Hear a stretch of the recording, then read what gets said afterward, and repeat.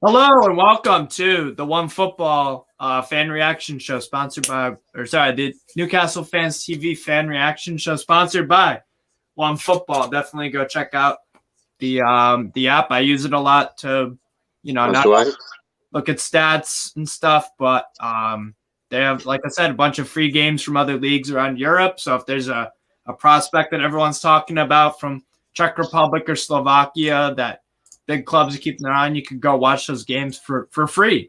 So free football streaming. I'm a nut about that stuff. So definitely go check out the app. But finishes 1-0 to Liverpool after the 90, and we'll bring in Connor too. What's going on? All right, lads. Yeah, what's going on, Matt? So what'd you think of the game? What'd you think? I was a bit underwhelmed. We did only lose 1-0, so we didn't get absolutely pillared and smacked around, but I thought we didn't leave first or second gear out of the whole game. I thought there was a bit more that we could have given. Yeah, I mean, it's always tough because you're watching it, and every time you get the ball and, you see Maxi on it or Guimaraes and you're thinking, can they find a pass? It almost feels like Liverpool will get an extra man because they always seem to have 2 or 3 players immediately around you, and there's not what you can do. I mean, every time Saint-Maximin got it in the second half, there was about 3 Liverpool players just constantly, and you can't really. What I would say is, when you do get those moments where you get bits of space, which we did, you have to work them a bit better. There was that ball that came through, and Saint-Maximin's got to control that better. It just goes off his shoulder and goes away out wide, and if he just controls that a bit better, he can either slide in Chris Wood for hopefully a tap in, or shoot. Yeah.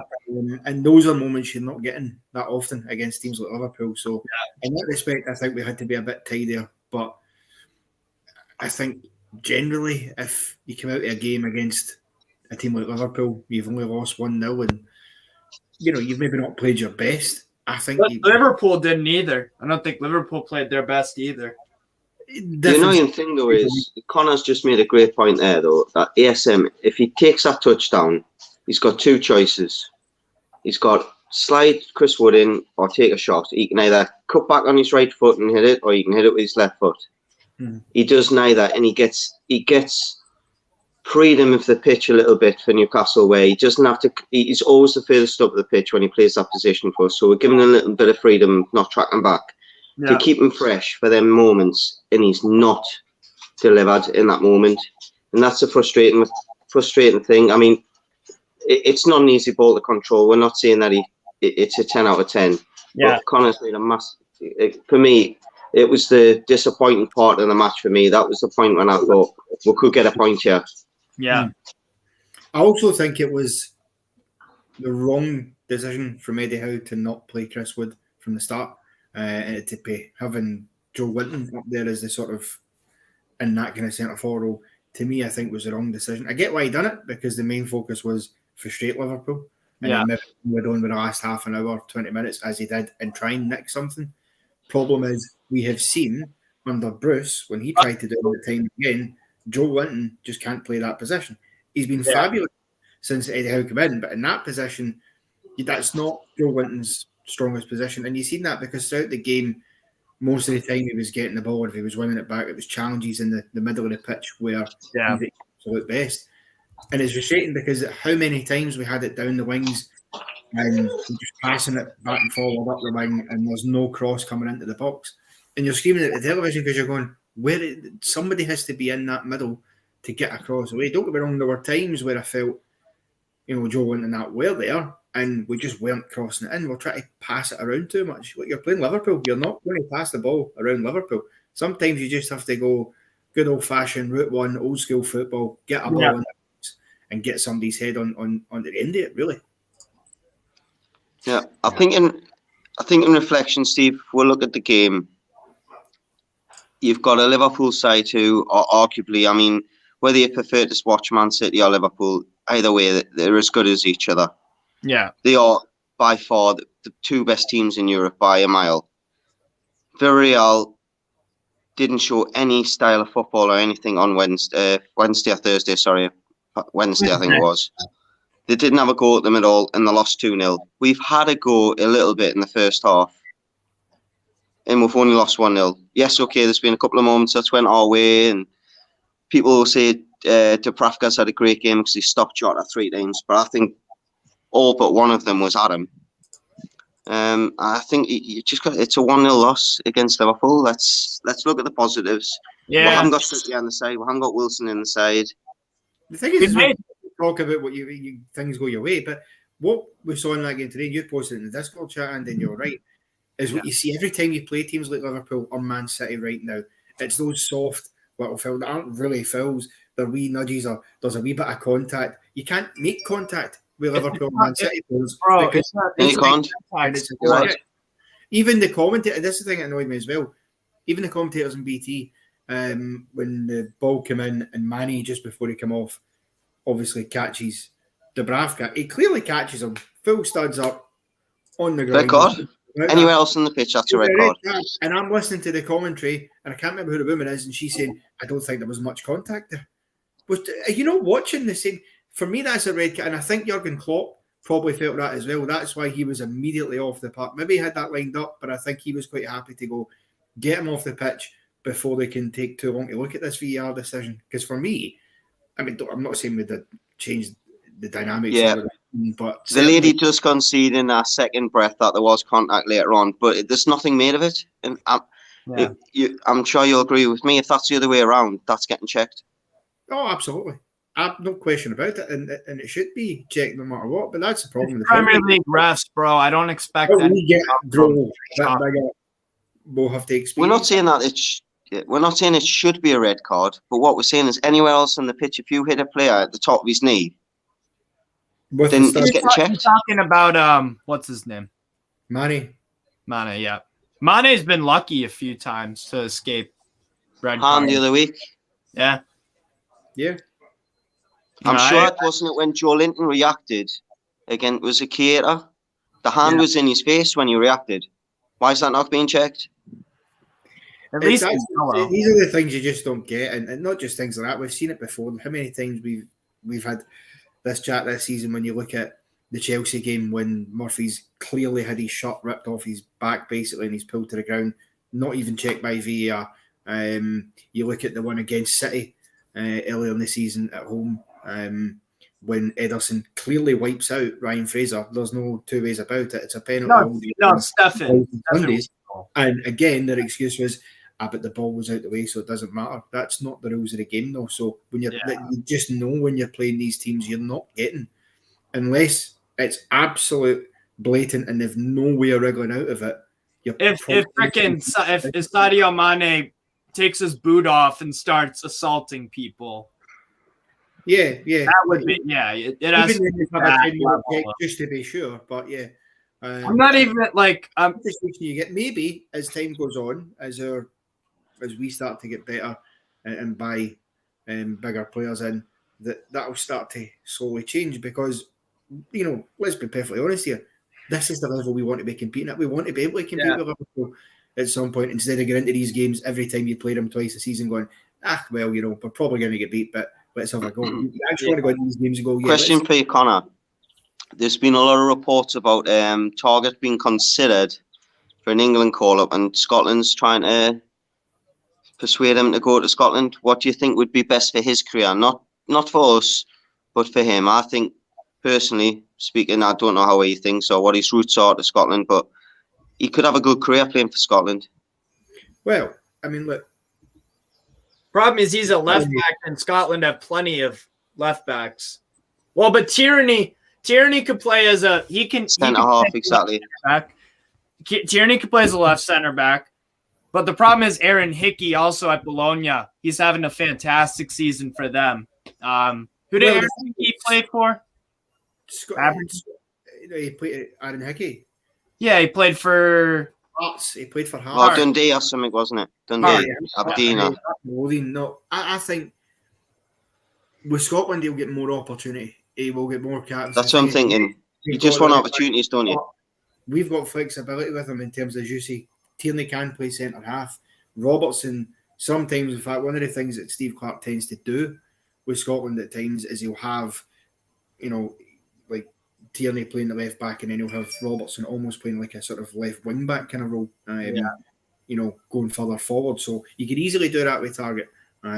Plus, I don't know. I mean, I imagine Targett could possibly play in the right back position if he had to. So I just think at England, you see over the years with England that more and more often the players that get in are the players that play for the bigger clubs.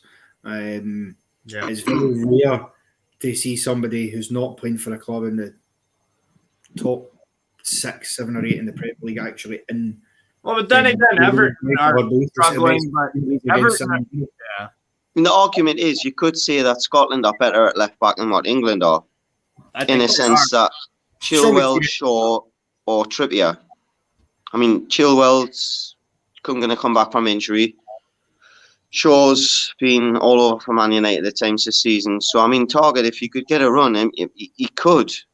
You know, if there's still injuries at the World Cup, he could get in. But, I mean, for me, if it was it just depends where his legions lie. I just think that he could have a good career at Scotland if he wanted to. Southgate was there today, sitting beside Amanda Staveley. So he was, obviously, I'm sure that was one that he's had a very good look at today to decide. And to be fair to Matt Targett, I actually thought one thing about him is he doesn't lack effort. Today, he done okay. Like when the ball came through for Salah and Salah put the afterburners on, not many players can keep pace with him. And to be fair, Targett was maybe half a step behind him, but he was still right on him. And I think that caused the poor touch. Put him off. Yeah. Put him off because he could feel Targett breathing down his neck, thinking, you know, he's got to get this away straight away. Our Target's coming in and winning the ball. So I think he's very impressive in that respect. But I would certainly agree with the fact that I think I would have Robertson or Tierney as my left backs any day over Chilwell and Shaw at this point in time. I think Shaw. I don't even think Shaw is that great. I really don't. I don't rate Shaw. He can have exceptional games, but he's too inconsistent. And I think Chilwell's good, but I think he gets made to look better than he is sometimes because he's playing. Injuries also are really good players. Chilwell. That's these are factors, but injuries happen with him. You've got to. I would make a strong case that if Calum Wilson wasn't so injury prone, he would be somebody that surely would be getting considered for England duty. Especially in this side with Bruno. Yeah, and listen, hopefully we'll get to see a bit of that before the season's done, and we'll get to see Calum Wilson back in the fold. But the problem is, will we get to see it until we bring a striker in the summer? Because is he going to be fit and get a run and prove his place before we then look to buy a striker? Right. It's not a worry of mine. It's a case of if Calum Wilson knows he's not going to be first choice next season, will he want to hang around? Yeah. And he's not going to play. We all know, even if he is first choice, he's not going to play more than 30, 28 games a season because his record proves it. But he will get injured, But that's the problem. He could go to somewhere like Southampton, for example, in play every week if he's fit. Yeah, I could see that. I mean, they've got some options though, Southampton. But wherever he goes, they're going to have to show good levels of patience with him, just like Newcastle have. Because as much as he's been absolutely brilliant for us when he's been playing, and he's made a difference hugely. This time last season, when it was Bruce Ball was in charge, and he almost single-handedly, him and Saint-Maximin, dragged us kicking and screaming away for the relegation spot. Yeah. And, so he's been great, but we've shown him a lot of patience because it feels like he gets a wee mini spurt of games, 5-6 games, and then bang, injured again straight away. Yeah, that's not good. It's never a good sign when players are that injury prone because in the Premier League, you need strikers. If you're going to do anything, get in a European spot, you need strikers that have longevity, that can I mean, look at Mo Salah. He is as fit as a fiddle. He's almost never injured. In fact, Liverpool have got a fantastic record with their strikers not being injured. Mane's the same. Doesn't get injured that often. Mane can play at striker. Yeah, Jota can. Because it's I don't know. Steve will probably know this. I was watching a thing the other day, and there was a lad, Inaki Williams, that plays for Atletico Bilbao, 251 games consecutively. Yeah. Never missed a game. That is crazy for a striker. It's one of the best records in the world in terms of playing every single game. Like Inaki Williams, for me, if you want someone dependable, and if you played it with strengths, I mean, I'm not suggesting that we're going signing. I'm just saying it. It's possible if you look after yourself. And I think Calum Wilson's problems is his strengths or his weaknesses. The fact that he's so explosive and so quick. Well, I think unfortunately, his body lets him down at times. It's not him. Although getting Darwin Nunez from Benfica. Nunez would be a great transfer. The one we're looking at. We'll have a lot of options. We can go and buy him. I reckon you bring him into that squad. Bruno, I think, is there long term, no question about it. I actually don't think this is the thing. I think Dan Burn and Matt Targett, I would keep at the club next season. I think Dan Burn, there's no reason in this planet why he can't be a regular start centre back for us next season. Yeah. Bringing somebody else in alongside him with Matt Targett there, and you've got Kieran Trippier, obviously, to come back. He'll be the number one choice at left back. The question for Targett becomes whether he feels he'd want to stay in, whether he'd have a better chance getting more game time at Newcastle, or whether he'd be better going back to Villa or somewhere else. To be fair, he might be better going back to Villa because I wouldn't say the Lucas Digne signing has really worked out for them. But no, it hasn't. I think the problem position for me is right wing. Yeah, because Fraser's not good enough. Miggy's not good enough. If you want to move on, they're not to the level of what you've got in like Bruno, and you're going to need to bring in players that are going to link up. Miggy's been great for the last few weeks. I thought he was brilliant the first half, keeping Robertson in his own half, not letting Liverpool get forward on the left side. But how many times does it show time and time again? Not the final ball, not being able to hold the ball up correctly, and I think that's going to be one of the big positions, along with striker, where right wing's going to be massive this summer. And I think after we get the right winger in, we might be able to see a style of what we're going to be looking at doing, because I think we're going to get a centre midfielder to sit behind Bruno, because as much as Shelby's been fantastic for 6 months or 5 months or whatever it be, I don't think it's a long-term answer. Me either. I think right wing for me is the trouble position, and I don't think Dubravka's, as much as I'm a fan of Dubravka. Both wing. I think we're going to want to improve in the goalkeeping area as well, or at least add depth. Do you think Dubravka? Depends when you look, doesn't it? Because there is good right wingers. I mean, even with Dan Juma in the Premier League, they've got better right wingers than there is. I mean, look at Leeds United with like Rafinha and stuff like that. Really a better option in right wing than what we've got at the moment. Yeah. Whether we look there, whether we look, I mean, listen, to be fair, perfectly honest with you, I would love us to go and try and get Jared Bowen from West Ham. I don't think we will, but I think he could be a very good signing if we could get him, because again, I love Jared Bowen, a very experienced Premier League player. So they're not going to have to get up to speed too much with the Premier League, because you see that sometimes great players abroad in Europe come in and it just takes them a while to get used to the style of the Premier League and the speed of the Premier League. So I think you're always better getting a couple at least that are already there and immersed in that. But yeah, I think at the same time though, I wouldn't look strictly at Premier League proven, because you want to bring in something new, like Sofiane Diop for me from Monaco. I like him a lot because I think he's very extremely versatile. Can play left midfield, left wing, can play striker and a 2 up top. He's done very well with Wissam Ben Yedder and Volland. One guy, Volland's more of a target man. He's kind of mobile, but it's Sofiane Diop. Is Hudson Odoi possible, Steve? Huh? Is Hudson Odoi possible? He's not getting a game at Chelsea. That's a great. Doesn't look as if Chelsea are going to be having him in his long-term plans. Bayern was looking at trying to bring in Odoi, even on a loan. Play on either side. You can play him in the middle. Arguably, play him in the middle.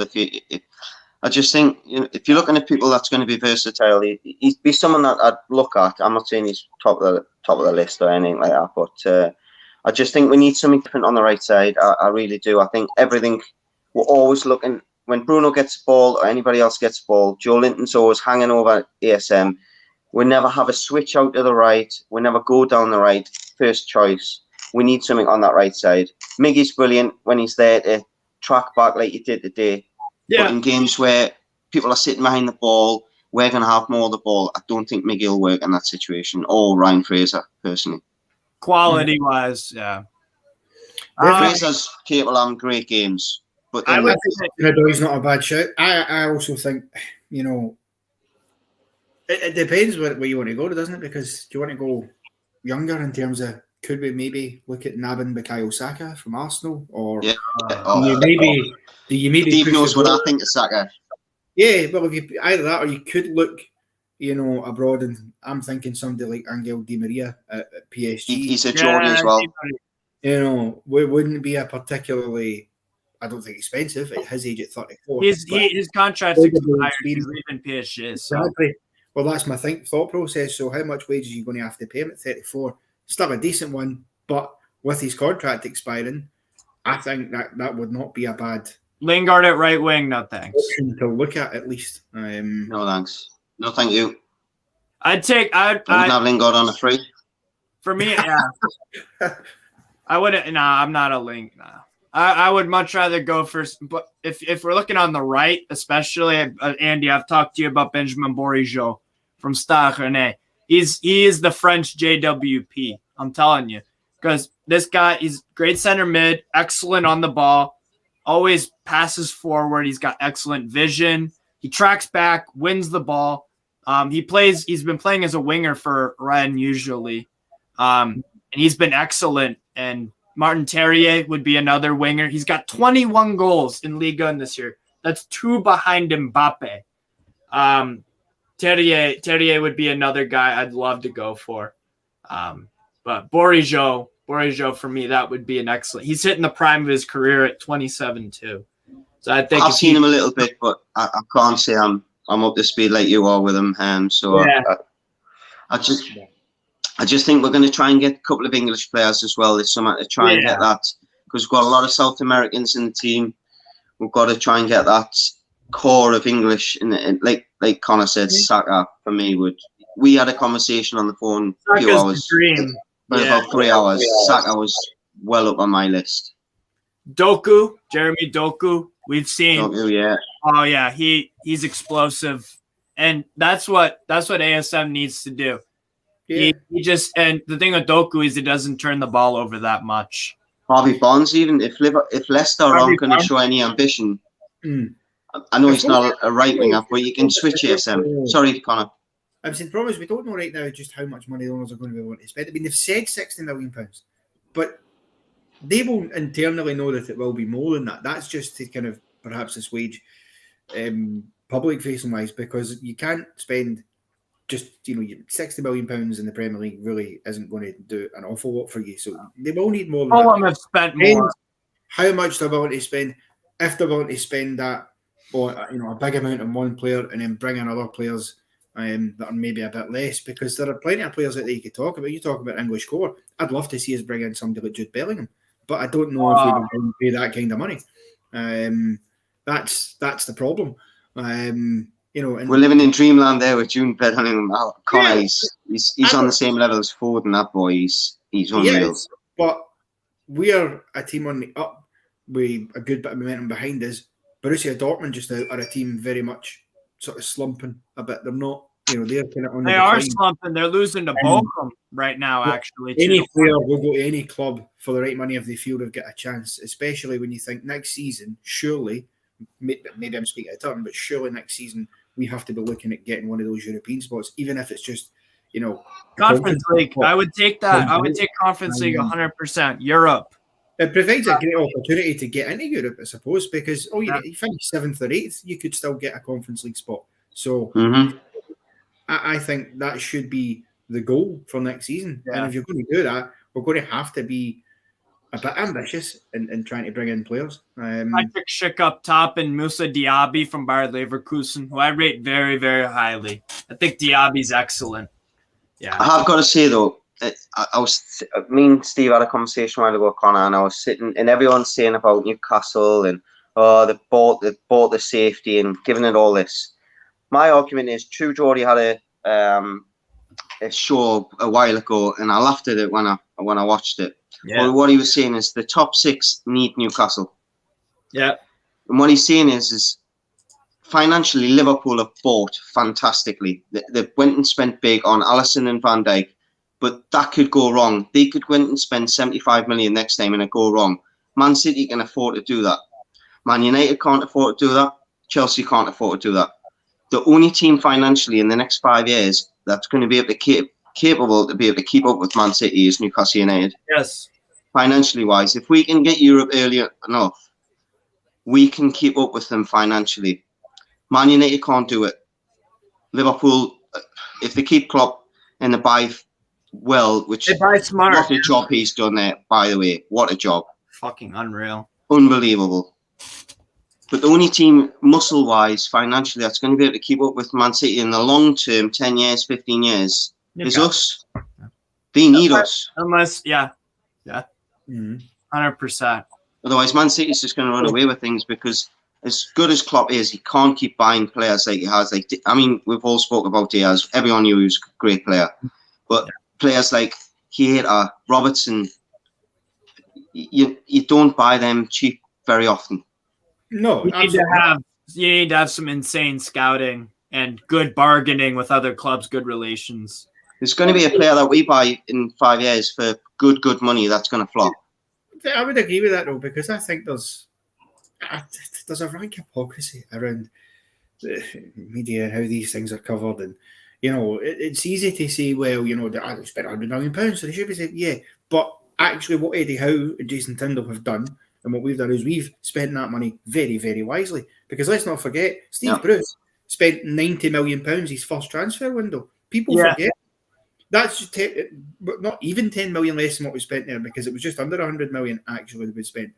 So if Steve Bruce spends that kind of money and we still struggled because he didn't spend it properly, okay, Saint-Maximin, probably the best signing he made. Joe Lincoln was bye-bye, championship next season, mate. Goodbye. Yes.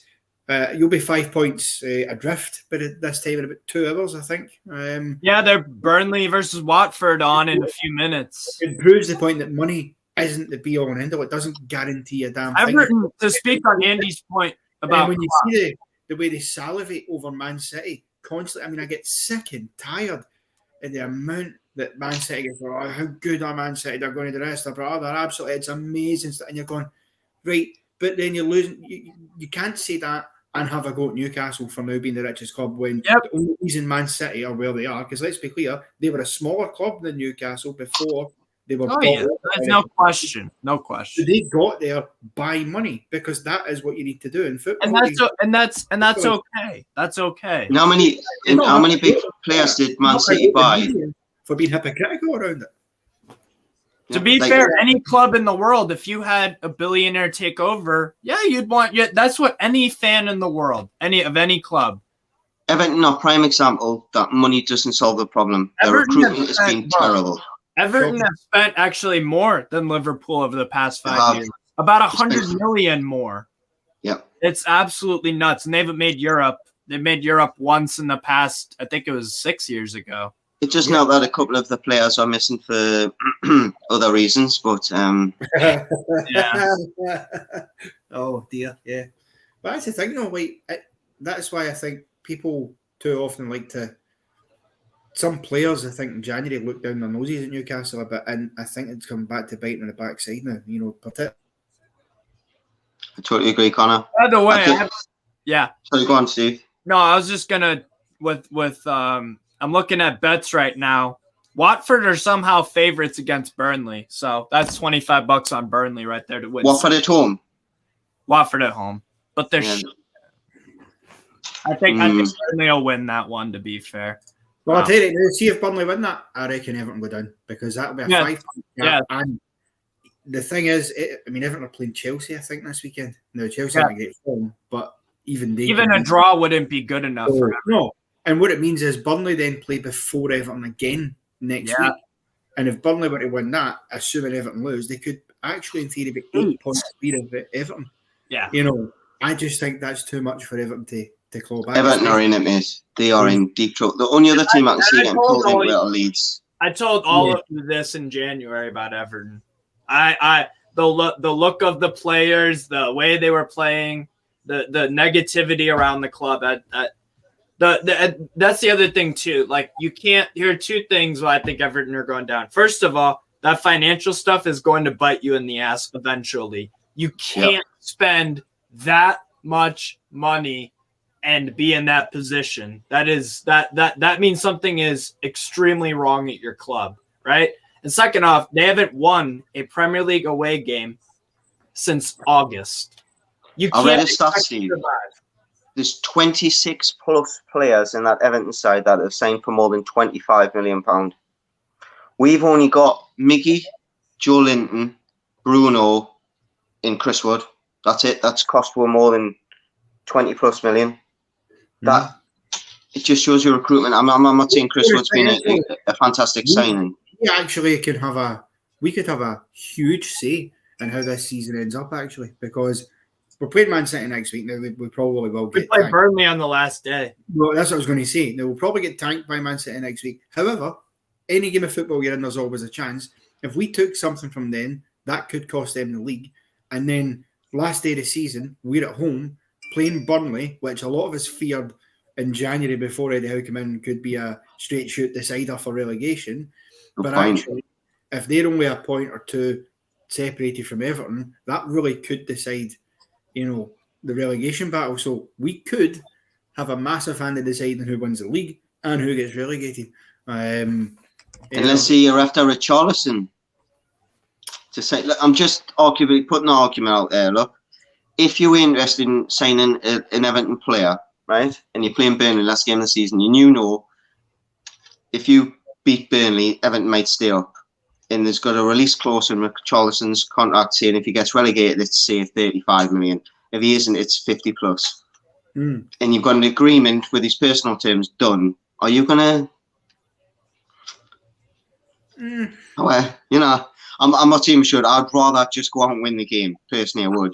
But business-wise, money-wise, you're going to be looking at it going, well, we're limited to what we can spend, supposedly. If you have got, because it's been well reported that we're after Richarlison, not that I'm in agreement with that at all.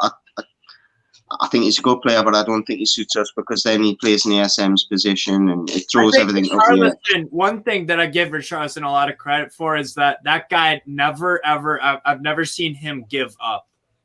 I've never seen him get up either. He gets To be fair, I wouldn't mind Richarlison. Like, if let's say we did buy him in the summer, he's a player you hate to play against, but Everton fans love him. He's frustrating because he is an Olympic level diver. He is ridiculous for his diving. I mean, I get players going down a bit softly, having a bit of time. Every player does that, right? You can't. Which my last went down as quick as he did, I tell you. Yeah, but the way he goes down and how quickly he goes down, and sometimes he doesn't get the fouls, and it ends up costing his team because he goes down expecting he'll get a foul because he's dived, and then all of a sudden the opposition are on an attack. And but that happens with ASM. That's something to be careful with. But I think with the right management and maybe with somebody like an Eddie Howe and Jason Tyndall, they can coach a bit more of that in him. Because let's be fair, at Watford he was outstanding. That's why he got the move to in the first place. And I think he can get to those levels again. And listen, Eddie Howe and Jason Tyndall have proven with this Newcastle squad they can get players up. And he's a starter for Brazil, isn't he? So if you get into that Brazil team. 11 goals in 25 appearances, 7 goals, 4 assists for Richarlison in 25. That's not too bad. Yeah, it's not a bad return at all. No. He does need one thing I will say for Everton. Sorry, Steve. One thing I will say for Everton, the Derby, if they carry on playing the way they did against the Derby, they might stay up. They might. That's the thing. They played pretty well, and that still only might stay up. Yeah. They had to play that certain way. They had to play almost part of the bus, as Mourinho was saying, get the counter attacks. And they're frustrated. The problem is in other games they won't have that luxury. Tomorrow, I would expect they'll adopt something similar against Chelsea. They're at home, so they'll fancy they can get something, especially with the form Chelsea been on the last couple of games. But they'll know the danger that Chelsea pose, so they'll do a similar thing and then try and move it quickly up the park. I think they'll look a far better team when they've got Dominic Calvert-Lewin there. But he hasn't been good this year. He's not, but he's been injured a lot of the season as well. And that doesn't help because he's somebody you're talking about English cause. He's somebody I would not have a problem. Lewandowski, get it. Either, because there is a good player there. It's just about getting it from him, I suppose. But going back to the game today, do you see the problem with Willock and CM? Yeah. He doesn't know what to do. I just find that in tight spaces, he's not quick enough in his mind. He's good out wide and he's good higher up the pitch. But if you put him deep, unless he's got a quick ball to play out and then run, he's in trouble. He's in trouble. And I think it cost her a few times today. But there's a player in Willock. There's no doubt there's talent. Yeah. Which just got to find his right position. I just hope we can find his right position. Right? Agreed. Definitely, yeah. Be the answer at right wing. We don't know. Give him a shot. Give him a goal at the end of the season. What's the Sorry, did you get that? I think that's worth an experiment. It's more like it right way. The thing is, there's no reason not to do it because we're kind of in a great position now where we are safe. We're not going to get down. You know, okay, mathematically there is a world where somehow we did, but in all reality, I think, an Everton defeat away for being guaranteed safety, so we can have those experimentations and get him down the right wing. I mean, this time last season, Joe Willock he's been outstanding for us, and he was in a more attacking role when he was doing that. So for me, I'd have a go at it, see what he can bring, because in the centre midfield, as you say, Andy, unless he's got a clear pass straight in front of him, he panics if there's even the suggestion, of an opposing player's defender being too close to him. He's immediate. It's I've got to turn back and I want maybe try and play it by the defenders, or he ends up losing it. Whereas he's got to be a bit more composed than that and just find a gap of space. Not easy to do. It's weird. Yeah. It's sorry to interrupt there, Connor. No, it's weird how he can finish chances, but he can't play an 8-yard pass under pressure. Right.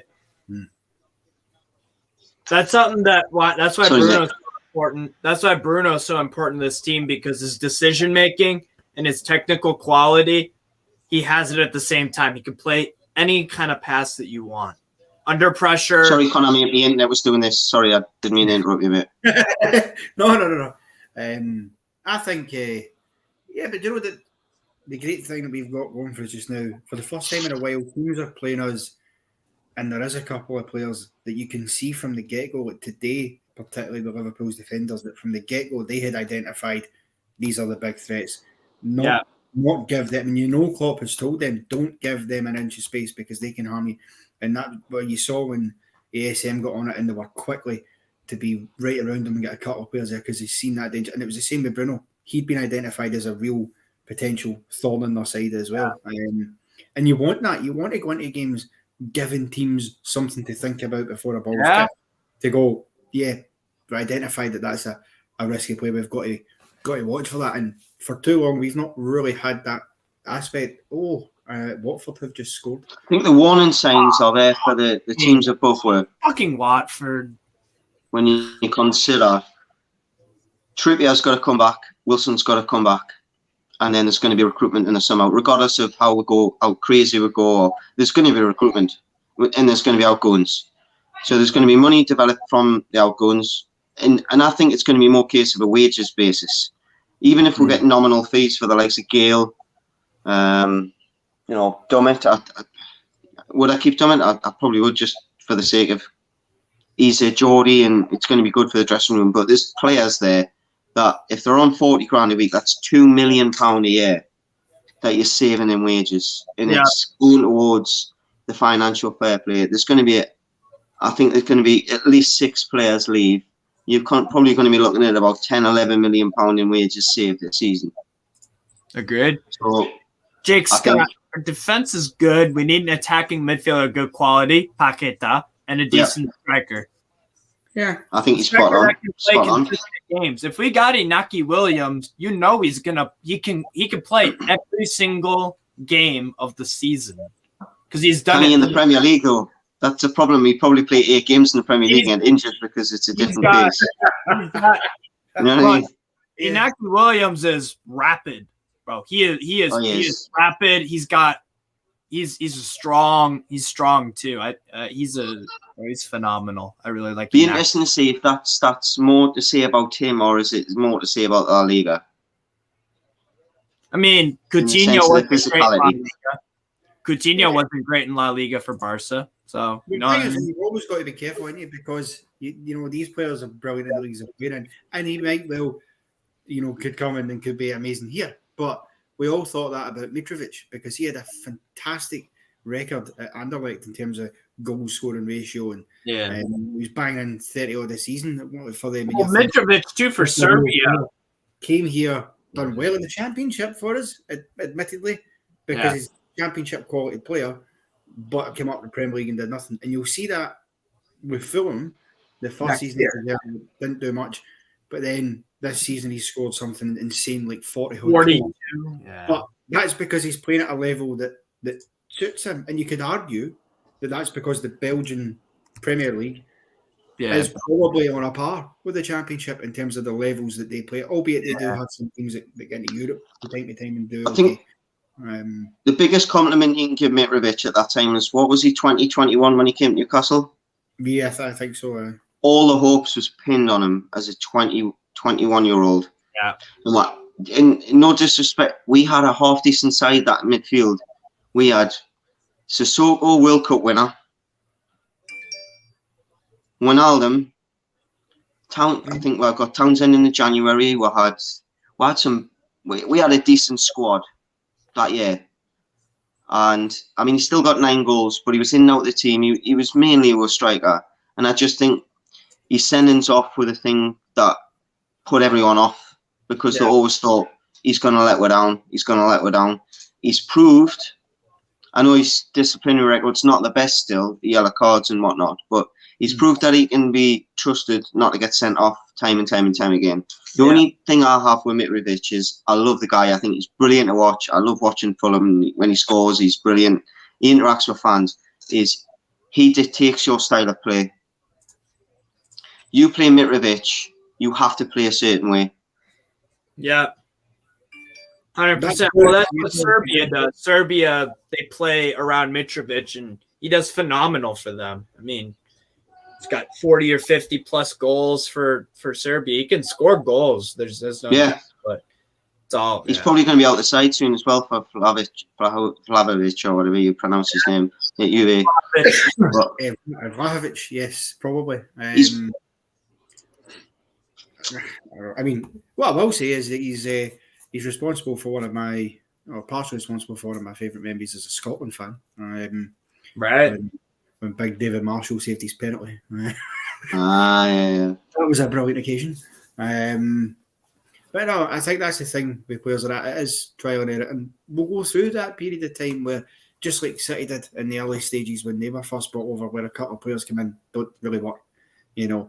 On paper, could be good, but are dross. I mean, you look at, they signed the likes of Joe, for example, who was a joke. He was really not at the level, but these were players they signed who were kind of past their prime as well. Same like Robinho, done okay, but was past his prime. So you'll find peaks and troughs like that. But I think Eddie Howe is probably sensible enough in the early stage, perhaps unlike Mark Hughes was at that time, for City to realise that, to be a bit more intelligent and look at the squad he's got and identify the players that he wants to keep. As my phone decides to ring, apologies. I can't know this when I hear it. Look at me, blood. That's why I think if we can buy players that have got that bit of experience, not always, because you're going to have to buy others as well, but there's plenty not playing in the Premier League just now, though, who have previously played in the Premier League as well. Yeah. So that's why I recommended somebody like Di Maria, because he has played in the Premier League with Man United, albeit wasn't the best spell, but he was one of the better things about that Manchester United side at the time. So, guys like that who've got a bit of quality about them are always worth looking at because they've got that experience factor. And I think that's something we're in desperate need of. Dan Burn brings a bit of that at the back, but I think in terms of the midfield and the forward areas, we just lack a little bit of experience. Right. Biel just made a good point there about the refs. I said to the missus, after watching the Champions League midweek and then watching the ref today, the standard is so it's chalk and cheese. Bro, it's for a reason. It's for a reason. The Premier League, I don't think it's the best league in the world. I think it's the best marketing league in the world. It's best, mate. Look at the European competitions. Marketing. Come on. If you're going to try and tell me and Connor that the Premier League's not the best league in Europe, then I'm sorry, you've had vodka again. Only had Malibu. No, come on, Man City and Liverpool are way ahead of everybody else by a mile. That's fine. I completely agree with that. But Bayern, West Ham, Leicester, Frankfurt, come on, Marseille. All right, it's one game. Feyenoord. Yeah, but you're talking about leagues though that like the Premier League all over. There's sheer entertainment every single season. You know, listen, there's plenty of dud games like any league, but in general terms, it's absolutely the best league in Europe. You're especially, you look at, for example, like Germany and the Bundesliga, good teams in there, but it's absolutely ludicrous that Bayern Munich have now just won 10 at the bottom. What is the point in a league that can only be won by one? There's a lot of reasons for it. Liverpool and Man City, we're coming round the bend. You know, we're going to meet them at the last furlong, and we're going to be up there at some point. You know, each season things can happen. Chelsea will be back looking to compete at some point if they get a right buyer. You would imagine somewhere down the line, you know, Man United have to get better. They can't just be this bad forever. So there's all that potential to come as well. Whereas you don't see that in other leagues. You don't see who's going to stop Bayern Munich winning the title next year in the. You stick Tottenham in the Bundesliga, they challenge Bayern Munich. Yeah, you know who's. I'm not saying they win it, but they challenge them. They challenge them because they're used to playing teams week in, week out. Bayern Munich aren't used to in December playing Wednesday, Saturday, Tuesday, Sunday. They just don't do it. That's what catches the foreign coaches out when they first come here. But to be fair with Bayern, they usually make it to the latter stages of the UCL. They've got DFB Pokal. They do have a few less league games, but they are used to playing. Maybe not. Bayern are the exception, mate. I've always said to you, I think other than Man City and Liverpool, they're the best team in Europe. Yeah. Yeah, I agree. Just my opinion. Right. I'm not saying they are. They're probably third, fourth best. But they haven't got the semi-final of the Champions League this year, and they haven't won the Champions League for a couple of years either. No. You know, I mean, Chelsea won it last year, almost out of nowhere, really, but they did. Tournament football, it's different gravy. It's luck of the green. It's in form. They faced a Villarreal side who Liverpool quite comfortably dispatched of on Wednesday. They faced them twice and twice could not beat them. They drew with them at the Allianz and lost away in Spain. A lot of things I was pissed off about. That's symptomatic of situations where, because domestically they go into games playing teams roughly of Villarreal's level and almost kind of walk it and think, there's a 2-1 to Mainz right now. I would like to say that. But the league's already won. You know, they don't really need to. Whereas when you're coming up and under that pressure, you absolutely have to go and step up, because they do it against the bigger teams in Europe. I mean, they've absolutely pummeled Barcelona and the Real Madrids of this world in the past. But they just come up against these teams and you get naive, I think. Because they should have bet Villarreal. Fair play to Unai Emery, but they should have bet Villarreal. No question about it. I've got to just say there, Steve. You are right. There are bloody some good sides around Europe. I know how much football you watch around Europe. You watch integrately Marseille, Strasbourg. Name a team, you watch them more than likely. But I think you'd agree that if you stuck Brighton, we had this conversation the other day on the phone, if Brighton had a striker, they'd probably finish top 6 in France, or even top 4. The football they play, they're organised. Top 6, possibly. Here's the thing that proves it, right? We have European semi-finals on the go just now. There is only one league in Europe that could have a winner for every one of those competitions. Serie A. You know, that's friendly. You've got Man City or Liverpool. It will be one of the two of them. Personally, I fancy Liverpool because I think they've just got City's number at the moment. That will win the Champions League. West Ham, every chance they could win the Europa League. I mean, quite incredibly, actually, and I think it's overlooked.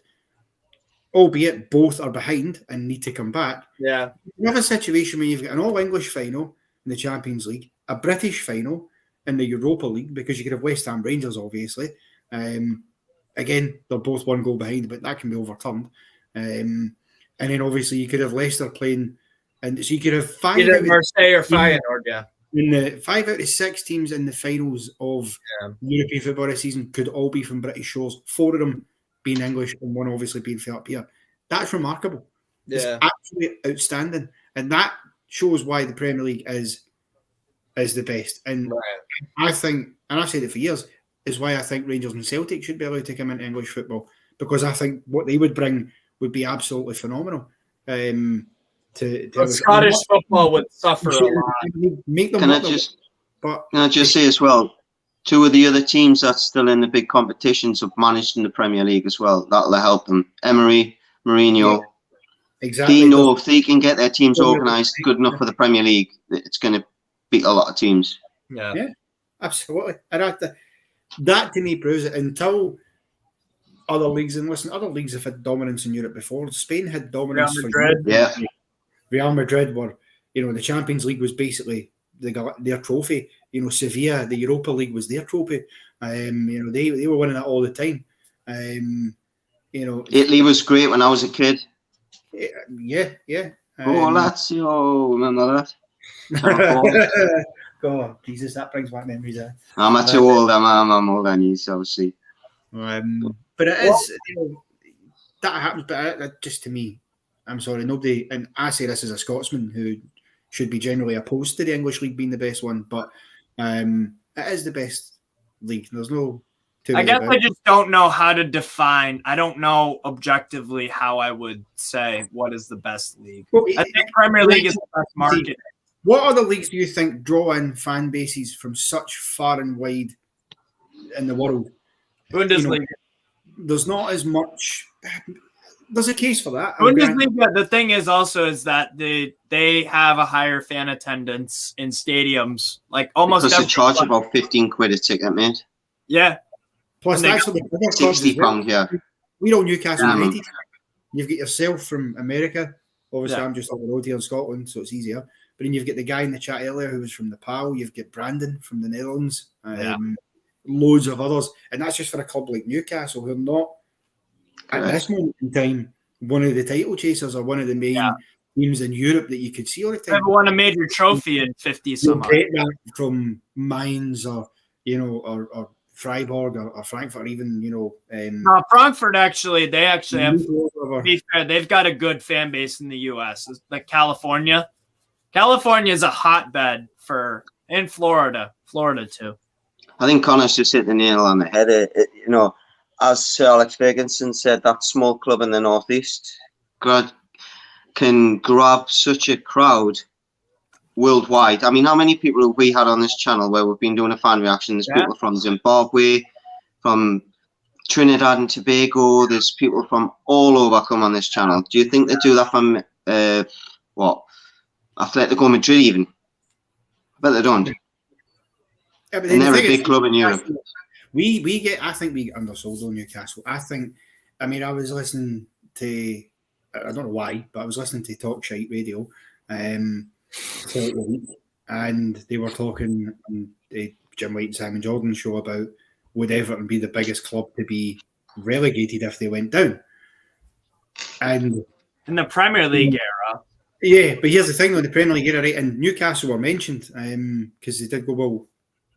Who was it? Twice, yeah. Trevor Sinclair, I think, I might have been with him, had said, "Oh, well, what about Newcastle? They would be the biggest, surely." And then you listen to Sam Jordan and Jim White and others claiming that Everton are a bigger club than Newcastle, and that's just bollocks. They're just not. They're a big club, but they're not bigger than Newcastle, because Newcastle as a club, as a city, as well, is just a one-club city. Everton are in the shadow of Liverpool. Exactly. Since the 80s. They're noisy neighbours. We're not. So my argument would be they would be the second biggest club to go down in the Premier League era. I think when we went down in 2009-10, which was the first time we had went down, I think we were the biggest club to get down. Not that it's a tag you want. I just think sometimes when you hear that and you hear people saying that clubs like Everton are bigger than Newcastle, you go, well, where does it stop then? You know, who are we bigger than? Are Burnley bigger than us now as well? Then you know, you kind of feel frustrated by it. Right. I think it's a good point from Spencer. If other leagues distributed the TV money the way the Premier League does, it'd make European football much more interesting.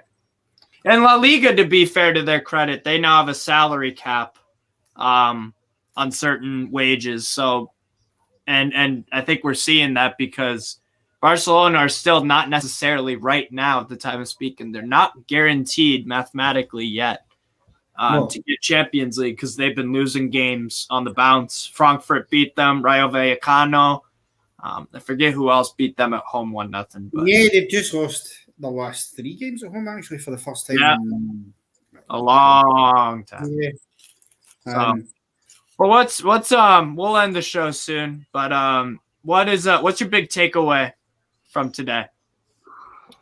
Yeah, listen, I think the takeaway from today has to be that for spells in that game we were competitive, and that you're not going to beat teams like Liverpool at this moment in time. But frankly, I feel absolutely confident in this team that once you get by Man City game, whatever happens there, we can beat anybody out with Man City and Liverpool. I fancy our chances to get results against right now. Yeah. Chelsea, other than that, yeah. Yeah, well, listen, when we played Chelsea, we should have got a result. If it wasn't for dodgy refereeing decisions, we absolutely would have got something in that game, and we deserved it as well. So we've proven we can compete, and that's the biggest thing to say right now. The fact that we're only behind Liverpool as well in terms of points gained since January, and I didn't realise either until that game, we're also joint top in terms of points gained from losing positions. Yeah. It's about the steel and the backbone that we've got about us to keep fighting in games. So there's plenty of positives to take. You know, today's just one of those days. Nobody's expecting a result and we don't get one. Like Man City will probably lose to them 3-0. You know, you think I'll be happy if we beat them because I want Liverpool to win the league. I hate Man City, so I would love for us to beat them. To use the Kevin Keegan quote. I love it if we beat them. The annoying thing is for me today is we would have been looking at getting a point today with a 0-0 draw if, unfortunately, a couple of players hadn't switched off when the what they thought was a foul. Dan Burns stepped up very slightly, played Kate online, and then after that, he could have shot. It didn't. He stepped in. All just that one little thing. But this is what the best teams do to you. You know, that's against any other side. He probably doesn't get turned, Dan Burn. He probably doesn't step up. You know, I'm not saying it's a mistake from Burn, but it did cause Kate to have the time that he did. But we should have. There was about 4 other players switched off at that point, went to the line, and they should have went to the player. Yeah. So all but that, we could have had a point. Yes, we got fortunate in a couple of times. The commentators were saying how great Dubravka was, but I'm sorry, but I think he made 1 good save. 4 Hollywood saves, but 1 good save. He actually frustrated me, Dubravka. He frustrated me, not what he saves. He done okay in that respect. But with the fact that how many times, you know, the ball was coming, he was getting the ball, and then he was running out as if to go and throw it quick, then just stopping and not playing it. And you're thinking, thank you, mate. You've got to go quicker than that. You're not. If you let Liverpool get back into their shape, how are you going to get past them and get a chance? Get the ball. Don't run as if you're going to do it and dummy the fans. Just do it. Really. So much. You've literally took the words out of my mouth. What I was going to say about Dubravka. He gets the ball, he runs out, and he just stops. Just get the ball out. You've got to get the ball behind Liverpool when you win the ball. Get it out. Even if it's a risky one, do it. It's 1-0. He never distributes the ball quickly. And it's, I think it's his biggest criticism anyone can give Dubravka is his footwork when it comes to disputing isn't the greatest. And when he throws it as well, he's not quick enough doing it. He's not brave enough. I think that's the word, brave enough. Right. And I think Connor, mate, you bang on there. Like I was so frustrated watching him a few times today. You bang on, mate. Breaking news, Chris Kamara is leaving Sky and Soccer Saturday at the end of the season. He's not well, though, is he? Sky Sports News. Yeah.